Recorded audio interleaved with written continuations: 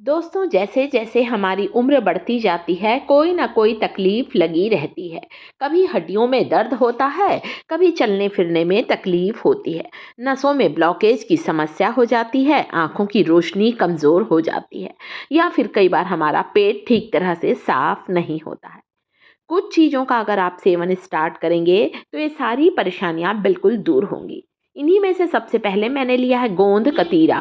ये जो गोंद कतीरा है, इसे आपको पानी में फुला देना है। कम से कम 3 से 4 घंटे आप इसे पानी में भिगा कर रखें। इसके बाद आप इस गोंद कतीरे का सेवन करना शुरू करें। 2 चम्मच गोंद कतीरे को आप चाहें तो पानी में मिलाकर खा सकते हैं। आप ऐसे ही इसमें चाहें तो मिश्री मिलाकर भी खा सकते हैं। ये गोंद कतीरा इस तरह से सूखा रहता है, जैसे ही हम पानी डालते हैं ये अपने आकार से 4 गुना ज़्यादा बढ़ जाता है। केवल 2 या 3 टुकड़े सूखे मैंने पानी में भिगाए थे, जिसकी क्वांटिटी इतनी हो गई है। तो इससे आपके घुटनों की ग्रीस भी बढ़ेगी और जॉइंट पेन की समस्या भी समाप्त होगी।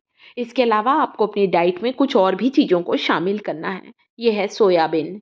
सोयाबीन के जो दाने हैं दोस्तों, आप चाहें तो सोयाबीन को अंकुरित करके खाएँ, आप चाहें तो सोयाबीन को पानी में उबाल कर खाएँ, आप चाहें तो सोयाबीन का आटा पिसवा लें।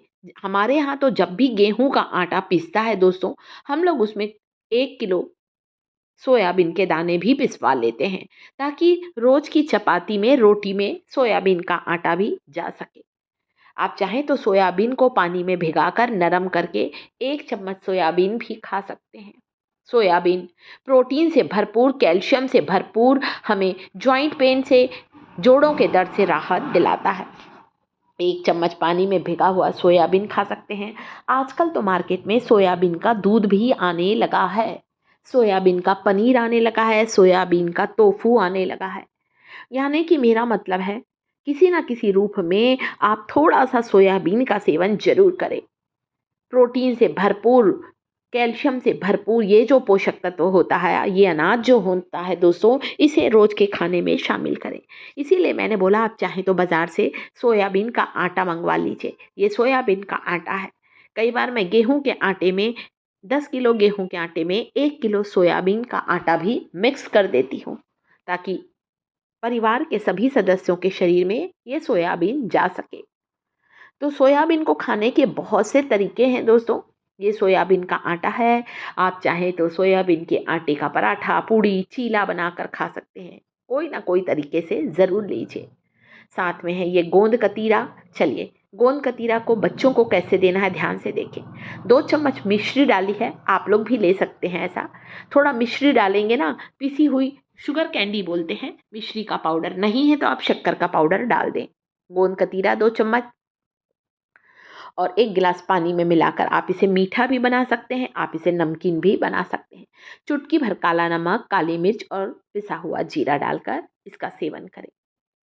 नसों में जहाँ कमज़ोरी आ गई है, जिस भी शरीर के हिस्से की नस दब गई है, नसों में दर्द रहता है, वहाँ पर इस तेल से मालिश करें। यहाँ पर लिया है मैंने भीमसेनी कपूर।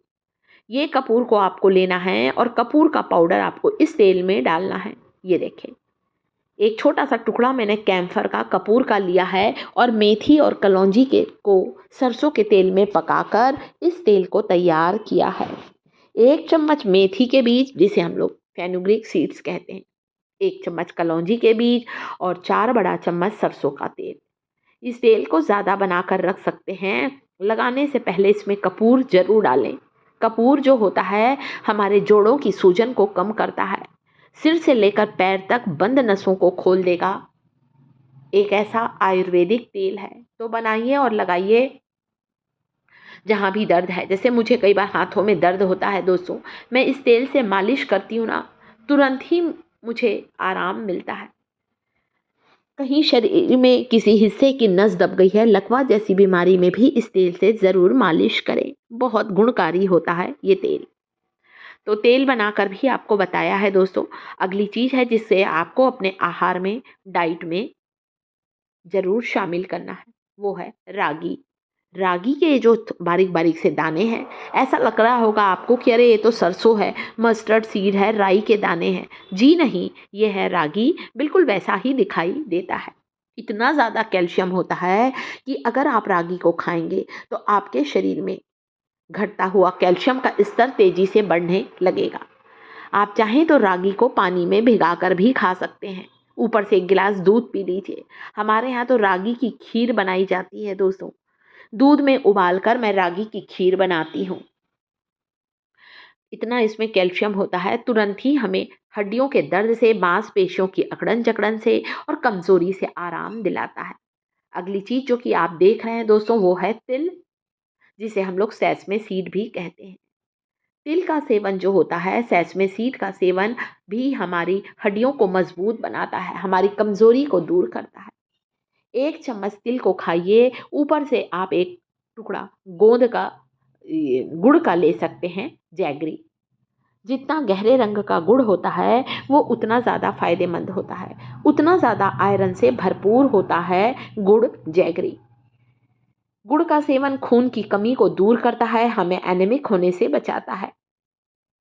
तो 1 चम्मच भुना हुआ तिल, तिल को कभी भी कच्चा नहीं खाते हैं, तिल्ली को सेक कर खाएं, भून कर खाएं। चाहे तो 1 चम्मच तिल में एक छोटा सा टुकड़ा गुड़ का मिलाकर खा सकते हैं। हाँ, जो डायबिटिक पेशेंट हैं वे यहाँ पर बिल्कुल भी गुड़ का इस्तेमाल नहीं करेंगे। वे केवल तिल को चबा चबा कर खाएं। ऊपर से चाहे तो एक गिलास गर्म दूध पी लें।